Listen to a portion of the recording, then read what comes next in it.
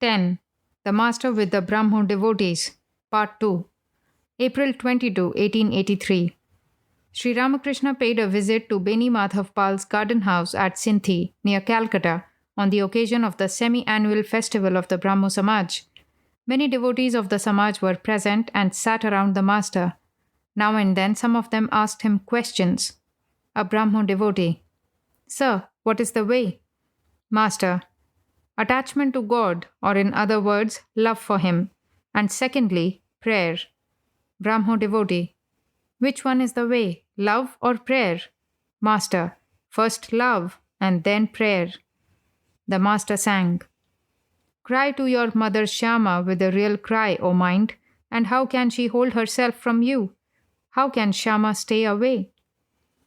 Continuing, the Master said, And one must always chant the name and glories of God and pray to Him. An old metal pot must be scrubbed every day. What is the use of cleaning it only once? Further, one must practice discrimination and renunciation. One must be conscious of the unreality of the world. Brahmo: Is it good to renounce the world? Master: Not for all. Those who have not yet come to the end of their enjoyments should not renounce the world. Can one get drunk on 2 annas worth of wine? Brahmo: Then should they lead a worldly life? Master: Yes, they should try to perform their duties in a detached way. Before you break the jackfruit open, rub your hands with oil, so that the sticky milk will not smear them. The maidservant in a rich man's house performs all her duties, but her mind dwells on her home in the country. This is an example of doing duty in a detached way. You should renounce the world only in mind, but a sannyasi should renounce the world both inwardly and outwardly. Brahmo: What is the meaning of the end of enjoyments? Master: I mean the enjoyment of woman and gold. It is risky to put a typhoid patient in a room where pitchers of water and jugs of pickled tamarind are kept. Most people don't feel any longing for God unless they have once passed through the experience of wealth, name, fame, creature comforts, and the like. That is to say, unless they have seen through these enjoyments. Brahmo: Who is really bad, man or woman? Master: As there are women endowed with Vidya Shakti, so also there are women with Avidya Shakti. A woman endowed with spiritual attributes leads a man to God, but a woman who is the embodiment of delusion makes him forget God and drowns him in the ocean of worldliness. This universe is created by the Mahamaya of God. Mahamaya contains both Vidyamaya, the illusion of knowledge, and Avidyamaya, the illusion of ignorance. Through the help of Vidyamaya, one cultivates such virtues as the taste for holy company, knowledge, devotion, love, and renunciation. Avidyamaya consists of the 5 elements and the objects of the 5 senses: form, flavor, smell, touch, and sound. These make one forget God. Brahmo: If the power of avidya is the cause of ignorance, then why has God created it? Master: That is His play. The glory of light cannot be appreciated without darkness. Happiness cannot be understood without misery. Knowledge of good is possible because of knowledge of evil. Further, the mango grows and ripens on account of the covering skin. You throw away the skin when the mango is fully ripe and ready to be eaten. It is possible for a man to attain gradually to the knowledge of Brahman because of the covering skin of Maya. Maya in its aspects of Vidya and Avidya may be likened to the skin of the mango. Both are necessary. Brahmo: Sir, is it good to worship God with form, an image of the deity made of clay? Master: You do not accept God with form. That is all right. The image is not meant for you. For you, it is good to deepen your feeling toward your own ideal. From the worshippers of the personal God, you should learn their yearning. For instance, Sri Krishna's attraction for Radha. You should learn from the worshippers of the personal God their love for their chosen ideal. When the believers in the personal God worship the images of Kali and Durga, with what feeling they cry from the depths of their souls, Mother, O Mother, how much they love the deity. You should accept that feeling. You don't have to accept the image. Brahmo: How does one cultivate the spirit of dispassion? Why don't all attain it? Master, dispassion is not possible unless there is satiety through enjoyment.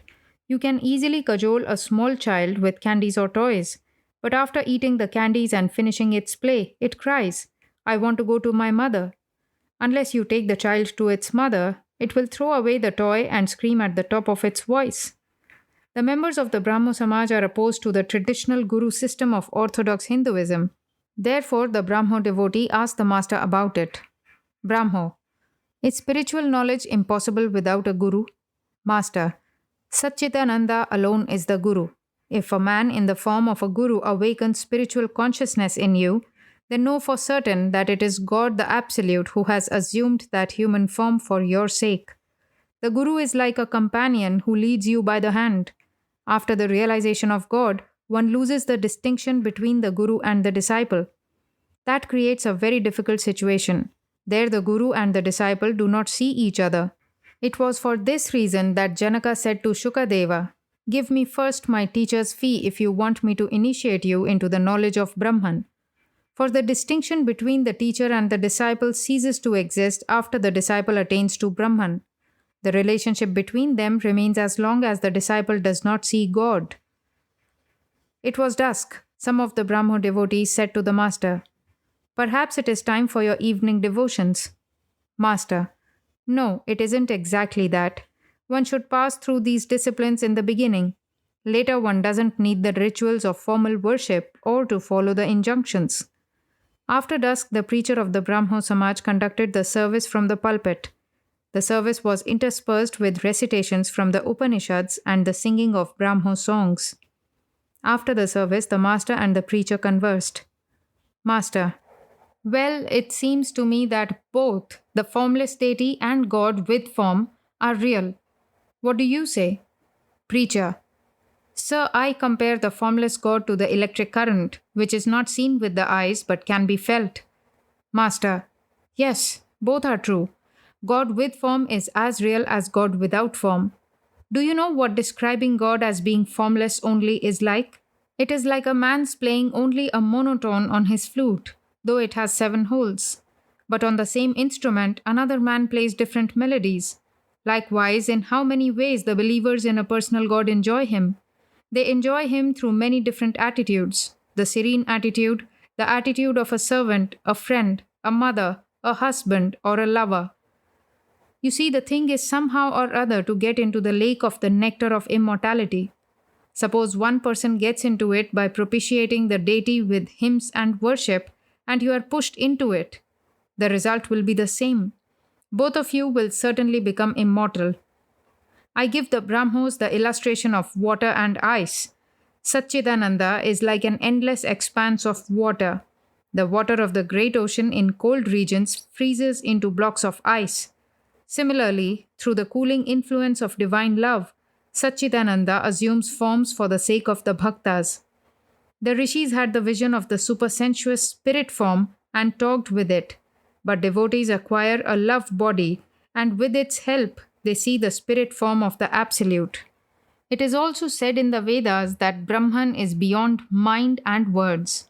The heat of the sun of knowledge melts the ice-like form of the personal God. On attaining the knowledge of Brahman and communing with it, in Nirvikalpa Samadhi, one realizes Brahman, the infinite, without form or shape, and beyond mind and words. The nature of Brahman cannot be described. About it, one remains silent. Who can explain the infinite in words? However high a bird may soar, there are regions higher still. What do you say? Preacher, yes, sir. It is so stated in the Vedanta philosophy.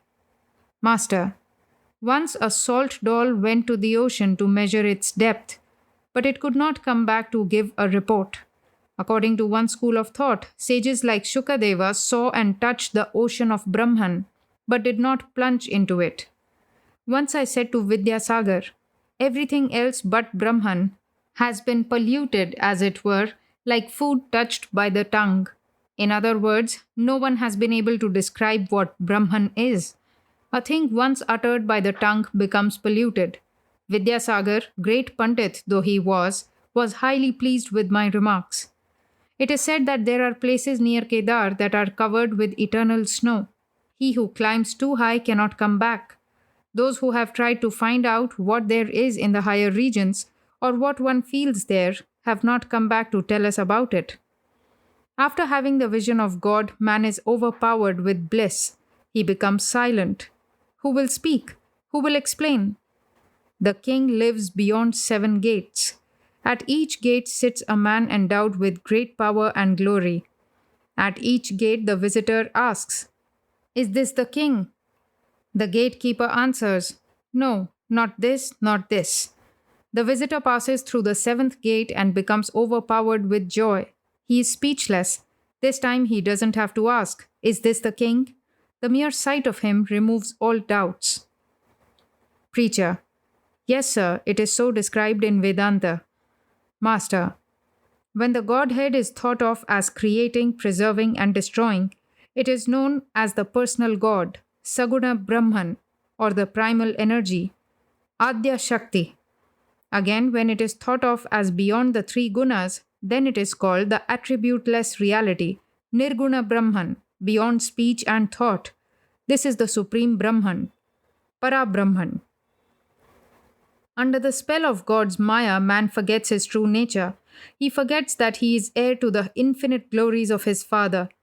This divine Maya is made up of 3 gunas, and all 3 are robbers, for they rob man of all his treasures and make him forget his true nature. The 3 gunas are Sattva, Rajas, and Tamas. Of these, Sattva alone points the way to God. But even Sattva cannot take a man to God. Let me tell you a story. Once a rich man was passing through a forest when 3 robbers surrounded him and robbed him of all his wealth. After snatching all his possessions from him, one of the robbers said, "What's the good of keeping the man alive? Kill him." Saying this, he was about to strike their victim with his sword when the second robber interrupted and said, "There's no use in killing him. Let us bind him fast and leave him here. Then he won't be able to tell the police." Accordingly, the robbers tied him with a rope, left him, and went away. After a while, the third robber returned to the rich man and said, "Ah, you're badly hurt, aren't you? Come, I'm going to release you." The third robber set the man free and led him out of the forest. When they came near the highway, the robber said, "Follow this road and you will reach home easily." "But you must come with me too," said the man. "You have done so much for me. We shall all be happy to see you at our home." "No," said the robber, "it is not possible for me to go there. The police will arrest me." So saying, he left the rich man after pointing out his way. Now the first robber who said, "What's the good of keeping the man alive? Kill him," is tamas. It destroys.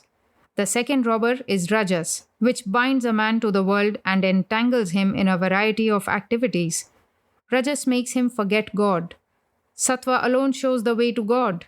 It produces virtues like compassion, righteousness, and devotion. Again, Sattva is like the last step of the stairs. Next to it is the roof. The Supreme Brahman is man's own abode. One cannot attain the knowledge of Brahman unless one transcends the 3 gunas. Preacher: You have given us a fine talk, sir.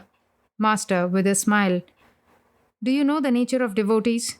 When one devotee meets another, he says, "Let me speak and you listen. And when you speak, I shall listen."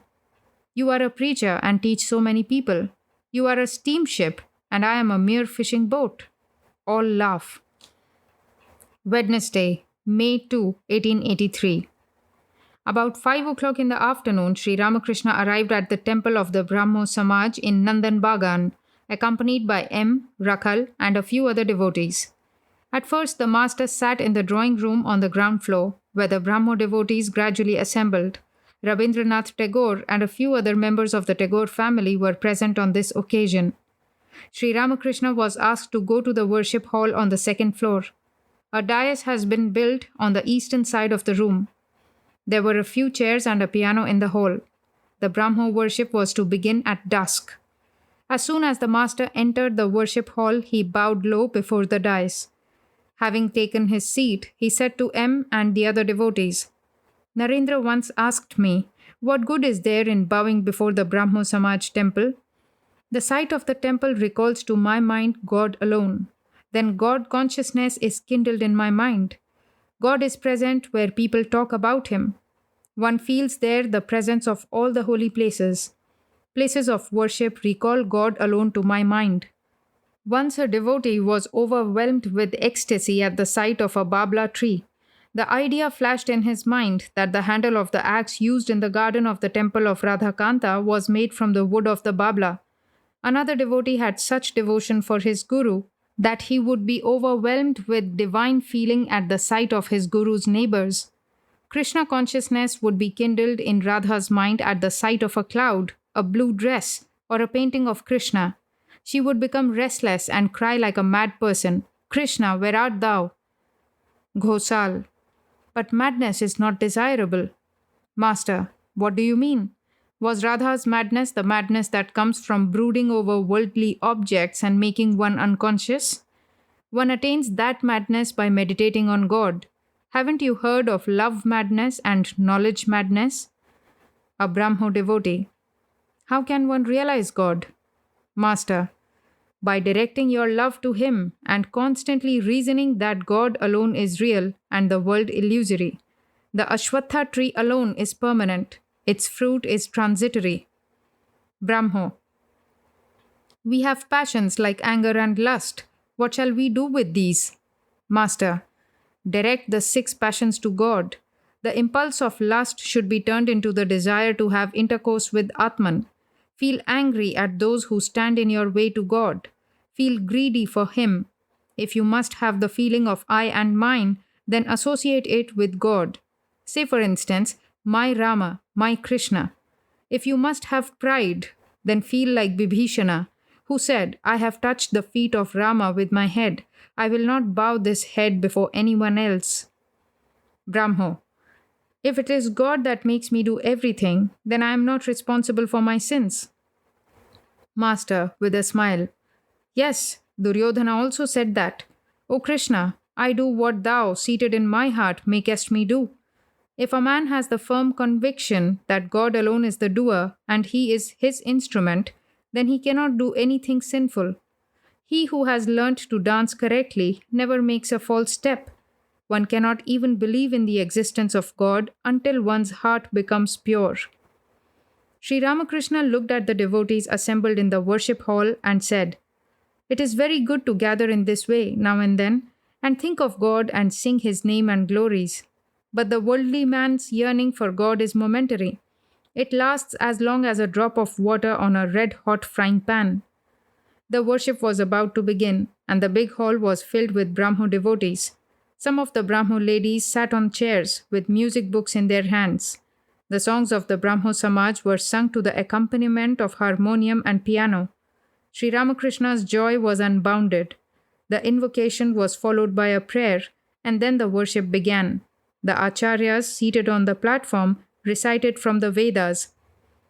Om, thou art our Father. Give us right knowledge. Do not destroy us. We bow to thee. The Brahmo devotees chanted in chorus with the acharyas. Om, Brahman is truth, knowledge, infinity. It shines as bliss and immortality. Brahman is peace, blessedness, and the one without a second. It is pure and unstained by sin. The acharyas chanted in praise of God. Om, O reality, cause of the universe, we bow to thee. Then the acharyas chanted their prayer together. From the unreal lead us to the real. From darkness lead us to light. From death lead us to immortality. Reach us through and through, O Rudra, and protect us evermore with thy compassionate face. As Sri Ramakrishna heard these hymns, he went into a spiritual mood. After this, an acharya read a paper. The worship was over. Most of the devotees went downstairs or to the courtyard for fresh air while the refreshments were being made ready. It was about 9 o'clock in the evening. The hosts were so engrossed with the other invited guests that they forgot to pay any attention to Sri Ramakrishna. Master, to Rakhal and the other devotees. What's the matter? Nobody is paying any attention to us. Rakhal, angrily. Sir, let us leave here and go to Dakshineshwar. Master, with a smile. Keep quiet. The carriage hire is 3 rupees and 2 annas. Who will pay that? Stubbornness won't get us anywhere. You haven't a penny, and you are making these empty threats. Besides, where shall we find food at this late hour of the night? After a long time, dinner was announced. The devotees were asked to take their seats. The master, with Rakhal and the others, followed the crowd to the second floor. No room could be found for him inside the hall. Finally, with great difficulty, a place was found for him in a dusty corner.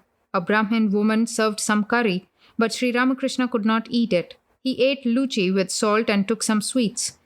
There was no limit to the master's kindness. The hosts were mere youngsters. How could he be displeased with them, even though they did not show him proper respect? Further, it would have been inauspicious for the household if a holy man had left the place without taking food. Finally, the feast had been prepared in the name of God. Sri Ramakrishna got into a carriage, but who was to pay the hire? The hosts could not be found.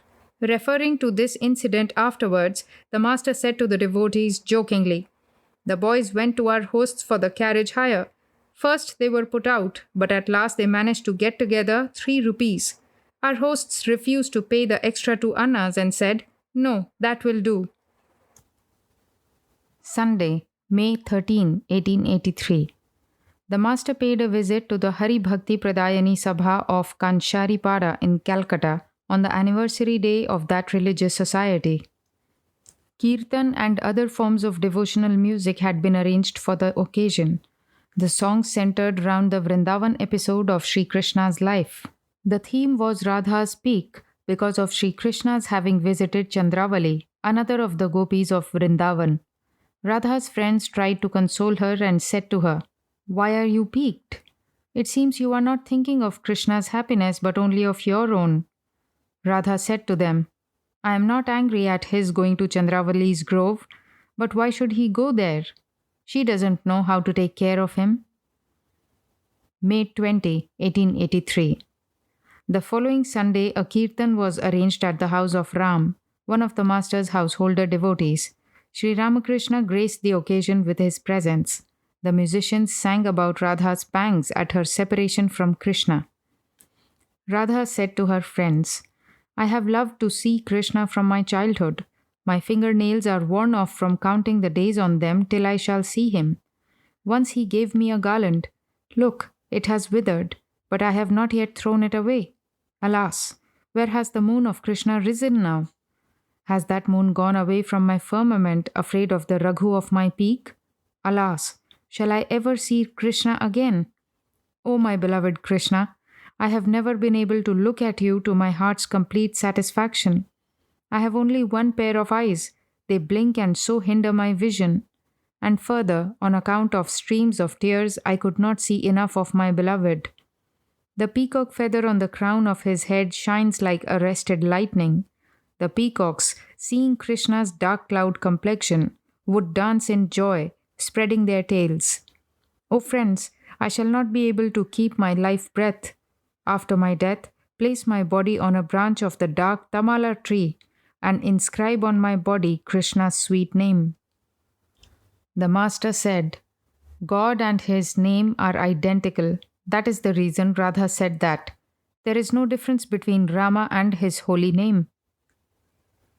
May 27, 1883. Sri Ramakrishna was in his room at Dakshineshwar conversing with the devotees. It was about 9 o'clock in the morning. Master, to M and the other devotees. It is not good to harbor malice. The Shaktas, the Vaishnavas, and the Vedantists quarrel among themselves. That is not wise. Padmalochan was court pandit of the Maharaja of Burdwan. Once at a meeting, the pandits were discussing whether Shiva was superior to Brahma or Brahma to Shiva. Padmalochan gave an appropriate reply. "I don't know anything about it," said he. "I haven't talked either to Shiva or to Brahma." If people feel sincere longing, they will find that all paths lead to God. But one should have nishtha, single-minded devotion. It is also described as chaste and unswerving devotion to God. It is like a tree with only one trunk shooting straight up. Promiscuous devotion is like a tree with 5 branches. Such was the single-minded devotion of the gopis to Krishna that they didn't care to look at anyone but the Krishna they had seen at Vrindavan. The shepherd Krishna, bedecked with a garland of yellow wild flowers and wearing a peacock feather on his crest. At the sight of Krishna at Mathura with a turban on his head and dressed in royal robes, the gopis pulled down their veils. They would not look at his face. "Who is this man?" they said. "Should we violate our chaste love for Krishna by talking to him?" The devotion of the wife to her husband is also an instance of unswerving love. She feeds her brothers in law as well and looks after their comforts, but she has a special relationship with her husband.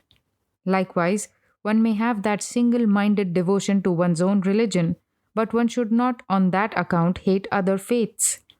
On the contrary, one should have a friendly attitude toward them. The master bathed in the Ganges and then went to the Kali temple with M. He sat before the image and offered flowers at the feet of the Divine Mother. Now and then he put flowers on his own head and meditated. After a long time he stood up. He was in a spiritual mood and danced before the image, chanting the name of Kali. Now and again he said, "O Mother, O Destroyer of suffering, O Remover of grief and agony."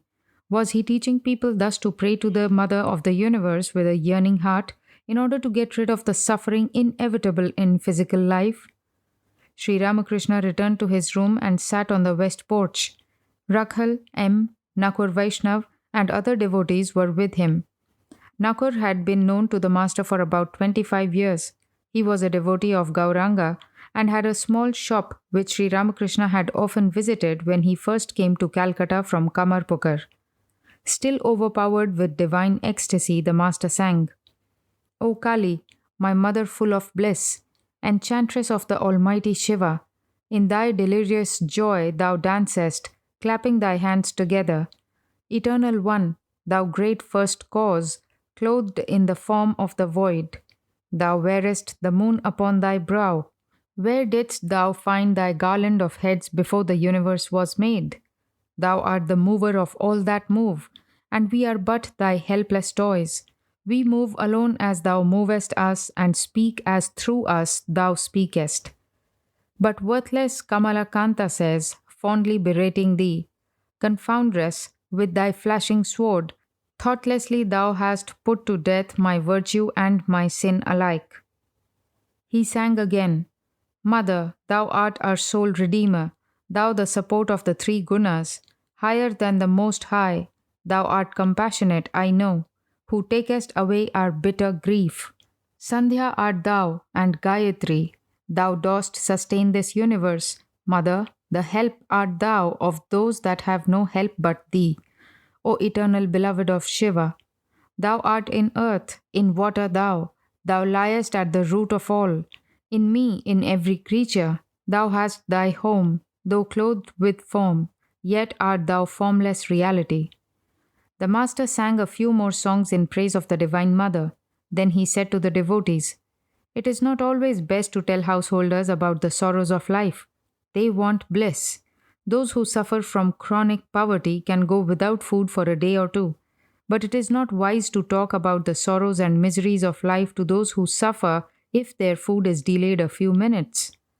Vaishnava Charan used to say, "Why should one constantly dwell on sin? Be merry." While the master was resting after his midday meal, Manohar Goswami, a singer of Kirtan, arrived. He sang about the ecstatic love of Gauranga and the divine episode of Vrindavan. The master was absorbed in a deep spiritual mood. He tore off his shirt and said, to the melody of the Kirtan, assuming the attitude of Radha, "O Krishna, my beloved, O friends, bring Krishna to me. Then you will be real friends, or take me to him, and I will be your slave forever." The musician sat spellbound at Sri Ramakrishna's ecstasy. Then he said with folded hands, "Won't you please rid me of my worldliness?" "Master, you are like the holy man who went about the city after first finding a lodging. You are a sweet person and express many sweet ideas." Musician, "Sir, I am like the bullock that only carries the bag of sugar but cannot taste it. Alas, I myself do not enjoy the sweetness of divine bliss." The melodious music went on, and all were filled with joy. Saturday, June 2, 1883. Sri Ramakrishna had been invited to visit the homes of his devotees Balaram, Adhar, and Ram in Calcutta. Devotional music had been arranged by Adhar and Ram. The master was accompanied in the carriage by Rakhal, M, and others. As they drove along, Sri Ramakrishna said to the devotees, "You see, sin flies away when love of God grows in a man's heart, even as the water of the reservoir dug in a meadow dries up under the heat of the sun. But one cannot love God if one feels attracted to worldly things, to woman and gold. Merely taking the vow of monastic life will not help a man if he is attached to the world. It is like swallowing your own spittle after spitting it out on the ground." After a few minutes, the master continued, "The members of the Brahmo Samaj do not accept God with form. Narendra says that God with form is a mere idol. He says further, what? He still goes to the Kali temple?" Sri Ramakrishna and his party arrived at Balaram's house. Yajnanath of Nandan Bagan came to invite the master to his house at 4 o'clock in the afternoon. Sri Ramakrishna agreed to go if he felt well. After Yajnanath's departure, the master went into an ecstatic mood. He said to the Divine Mother, "Mother, what is all this? Stop! What are these things thou art showing to me? What is it that thou dost reveal to me through Rakhal and others? The form is disappearing. But mother, what people call man is only a pillowcase, nothing but a pillowcase. Consciousness is thine alone. The modern Brahmajnanis have not tasted thy sweet bliss. Their eyes look dry, and so do their faces. They won't achieve anything without ecstatic love of God. Mother, once I asked thee to give me a companion just like myself. Is that why thou hast given me Rakhal?" The master went to Adhar's house, where arrangements were being made for the kirtan. Many devotees and neighbors had gathered in Adhar's drawing room, anxious to listen to the master's words. Master to the devotees, "Both worldliness and liberation depend on God's will. It is God alone who has kept man in the world in a state of ignorance, and man will be free when God, of his own sweet will, calls him to himself. It is like the mother calling the child at mealtime when he is out playing. When the time comes for setting a man free, God makes him seek the company of holy men. Further, it is God who makes him restless for spiritual life." A neighbor, "What kind of restlessness, sir?" Master, "Like the restlessness of a clerk who has lost his job. He makes the round of the offices daily and asks whether there is any vacancy. When that restlessness comes, man longs for God. A fop seated comfortably with one leg over the other, chewing betel leaf and twirling his moustaches, a carefree dandy, cannot attain God." Neighbor, "Can one get this longing for God through frequenting the company of holy men?" Master, "Yes, it is possible, but not for a confirmed scoundrel. A sannyasi's kamandalu, made of bitter gourd, travels with him to the 4 great places of pilgrimage, but still does not lose its bitterness." The kirtan began. The musicians sang of Sri Krishna's life in Vrindavan. Radha, "Friend, I am about to die. Give me back my Krishna." Friend, "But Radha, the cloud of Krishna was ready to burst into rain. It was yourself who blew it away with the strong wind of your pique. You are certainly not happy to see Krishna happy, or why were you piqued?" Radha, "But this pride was not mine. My pride has gone away with him who made me proud." After the music, Sri Ramakrishna conversed with the devotees. Master, the gopis worshipped Katyayani in order to be united with Sri Krishna. Everyone is under the authority of the Divine Mother, Mahamaya, the primal energy. Even the incarnations of God accept the help of Maya to fulfill their mission on earth. Therefore, they worship the primal energy. Don't you see how bitterly Rama wept for Sita? Brahman weeps, ensnared in the meshes of Maya. Vishnu incarnated himself as a sow in order to kill the demon Hiranyaksha. After killing the demon, the sow remained quite happy with her young ones. Forgetting her real nature, she was suckling them very contentedly. The gods in heaven could not persuade Vishnu to relinquish his sow's body and return to the celestial regions. He was absorbed in the happiness of his beast form. After consulting among themselves, the gods sent Shiva to the sow. Shiva asked the sow, "Why have you forgotten yourself?" Vishnu replied through the sow's body, "Why, I am quite happy here." Thereupon, with a stroke of his trident, Shiva destroyed the sow's body, and Vishnu went back to heaven. From Adhar's house, Sri Ramakrishna went to Ram's house. Ramachandra Datta, one of the chief householder disciples of the Master, lived in Calcutta. He had been one of the first to announce the Master as an incarnation of God. The Master had visited his house a number of times and unstintingly praised the devotion and generosity of this beloved disciple. A few of the Master's disciples made Ram's house virtually their own dwelling place. Ram had arranged a special festival to celebrate the Master's visit. The small courtyard was nicely decorated.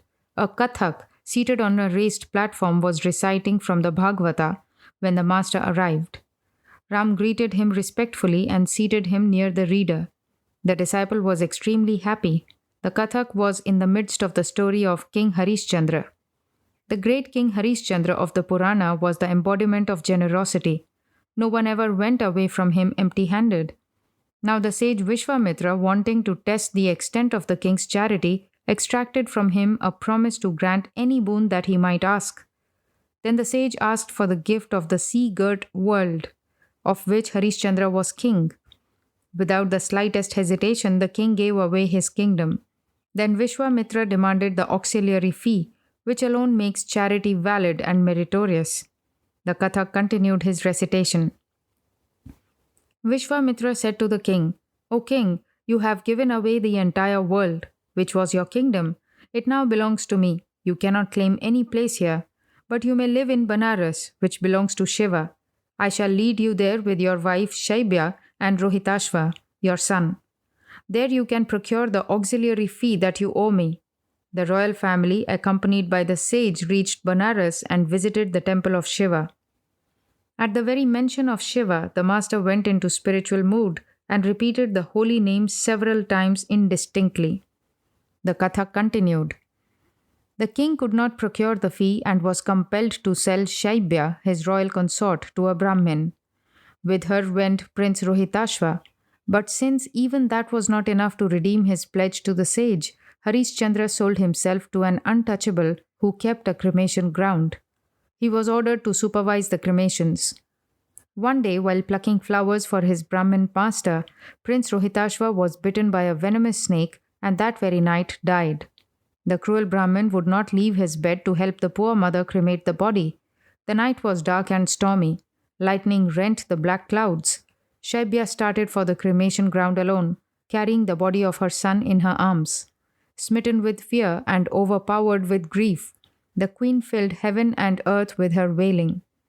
Arriving at the cremation ground, she did not recognize her husband, who demanded the usual fee for the cremation.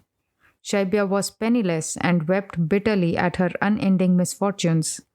The impenetrable darkness was illumined only by the terrible flames of the cremation pyres. Above her the thunder roared, and before her the uncouth guardian of the cremation ground demanded his fee. She who had once been queen of the world sat there with her only child dead and cold on her lap. The devotees burst into tears and loudly lamented this tragic episode of a royal life. And what was the Master doing? He was listening to the recital with rapt attention. Teardrops appeared in his eyes and he wiped them away. The Kathak continued. When the queen, wailing bitterly, uttered the name of her husband, Harishchandra at once recognized his wife and son. Then the two wept for the dead prince. Yet in all these misfortunes, the king never once uttered a word of regret for his charity. Finally, the sage Vishwamitra appeared and told them that he had only wanted to put the king's charitable impulses to a crucial test. Then, through his spiritual power, the sage brought the prince back to life and returned to the king his lost kingdom. Sri Ramakrishna asked the Kathak to recite the episode of Uddhava, the friend and devotee of Krishna. At the request of Krishna, Uddhava had gone to Vrindavan to console the cowherds and the gopis, who were sore at heart because of their separation from their beloved Krishna. The Kathak said, when Uddhava arrived at Vrindavan, the gopis and cowherd boys ran to him eagerly and asked him, "How is our Krishna? Has he forgotten us altogether? Doesn't he even speak our names?" So saying, some of them wept. Others accompanied him to various places in Vrindavan still filled with Krishna's sweet memory. They said, here it was that Krishna lifted up Mount Govardhan, and here he killed the demons sent by the evil minded Kamsa.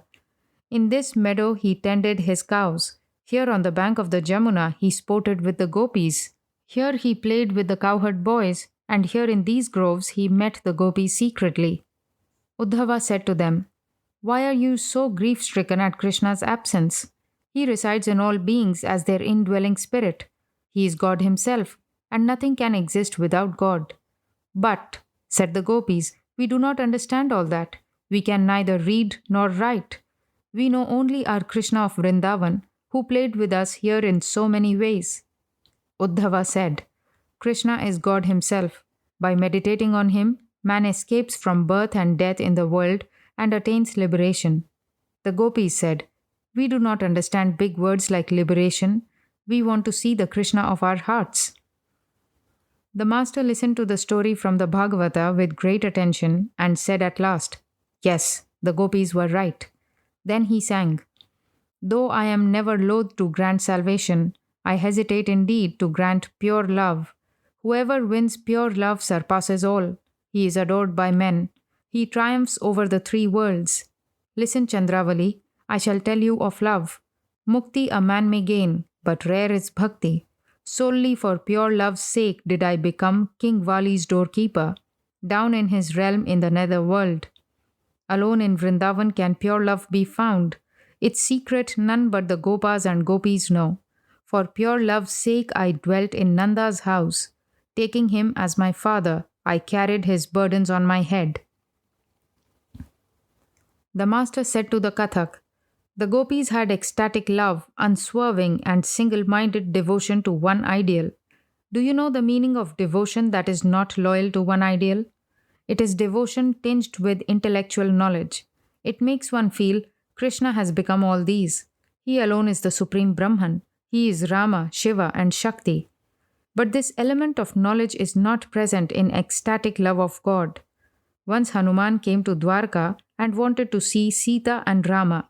Krishna said to Rukmini, his queen, you had better assume the form of Sita, otherwise there will be no escape from the hands of Hanuman. Once the Pandava brothers performed the Rajasuya sacrifice, all the kings placed Yudhishthira on the royal throne and bowed low before him in homage.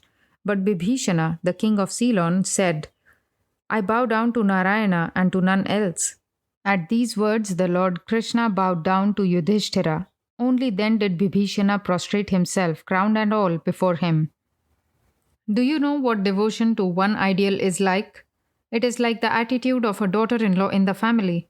She serves all the members of the family, her brothers-in-law, father-in-law, husband, and so forth, bringing them water to wash their feet, fetching their towels, arranging their seats, and the like. But with her husband, she has a special relationship. There are two elements in this ecstatic love, I-ness and my-ness. Yashoda used to think, who would look after Gopala if I did not? He will fall ill if I do not serve him. She did not look on Krishna as God. The other element is my-ness. It means to look on God as one's own, my Gopala. Uddhava said to Yashoda, Mother, your Krishna is God himself. He is the Lord of the universe and not a common human being. Oh, exclaimed Yashoda, I am not asking you about your Lord of the universe. I want to know how my Gopala fares. Not the Lord of the universe, but my Gopala. How faithful to Krishna the gopis were. After many entreaties to the doorkeeper, the gopis entered the royal court in Mathura, where Krishna was seated as king. The doorkeeper took them to him, but at the sight of King Krishna wearing the royal turban, the gopis bent down their heads and said among themselves, Who is this man with the turban on his head? Should we violate our chaste love for Krishna by talking to him? Where is our beloved Krishna with the yellow robe and the bewitching crest with the peacock feather? Did you observe the single-minded love of the gopis for Krishna? The ideal of Vrindavan is unique. I am told that the people of Dwarka worship Krishna, the companion of Arjun, but reject Radha. A devotee. Which is the better? Ecstatic love or love mixed with knowledge? Master, it is not possible to develop ecstatic love of God unless you love Him very deeply and regard Him as your very own. Listen to a story. Once three friends were going through a forest when a tiger suddenly appeared before them. Brothers, one of them exclaimed, we are lost. Why should you say that? Said the second friend. Why should we be lost? Come, let us pray to God. The third friend said, no, why should we trouble God about it? Come, let us climb this tree. The friend who said, we are lost, did not know that there is a God who is our protector. The friend who asked the others to pray to God was a jnani. He was aware that God is the creator, preserver, and destroyer of the world. The third friend, who didn't want to trouble God with prayers and suggested climbing the tree, had ecstatic love of God. It is the very nature of such love that it makes a man think himself stronger than his beloved. He is always alert lest his beloved should suffer. The one desire of his life is to keep his beloved from even being pricked in the foot by a thorn. Ram served the master and the devotees with delicious sweets.